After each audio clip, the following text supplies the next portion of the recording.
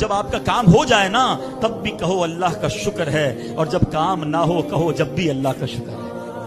میرے لیے یہی بہتر ہوگا، آپ مزے میں آ جاؤ گے، اللہ سے دوستی کر لو، اے میرے رب جو تو نے فیصلہ کیا میں اس پر راضی ہوں، آپ کسی ٹینشن میں نہیں رہو گے۔ ہمارا پرابلم پتہ ہے کیا ہے؟ ڈیفنس کے لوگ جانتے ہیں، کبھی گزرتے ہوں گے نا ڈیفنس کی گلیوں سے، یار یہ پلاٹ بہت اچھا مل رہا تھا، 4 سال پہلے یہ ریٹ تھا، میں لے لیتا، آج تو کتنی پرائس ہو گئی، یار وہ گاڑی 1 مہینہ پہلے لینے والا تھا نہیں لی، گورنمنٹ نے پرائس بڑھا دی، یار یہ فیکٹری میں پہلے خرید لیتا، اسی ٹینشن میں رہتے ہیں، یہ کر لیتا وہ کر لیتا، ارے نہیں کیا، نہیں ہوا، وہی میرے لیے بہتر تھا، جو رب نے دیا وہی میرے لیے بہتر ہے۔ خدا کی قسم جس دن اللہ پر بھروسہ سیکھ لیا، رب سے دوستی کر لی، رب کے فیصلوں پر اطمینان تمہیں حاصل ہو گیا، زندگی کے بہت سارے غم ختم ہو جائیں گے، جو بھی ہوگا وہ رب کی طرف سے ہے۔ ارے جب حضرت ابراہیم آگ میں ڈالے جا رہے ہیں، جبریل امین آ کے پوچھتے بتاؤ اے ابراہیم تمہاری کوئی مدد کر سکتا ہوں، کوئی حاجت ہے؟ فرماتے مجھے کوئی حاجت نہیں۔ کہا اللہ سے تو کہہ دو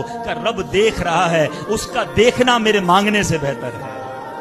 ہائے ہائے اللہ حضرت ابراہیم کے اس یقین کا کوئی ذرہ عطا فرما دے۔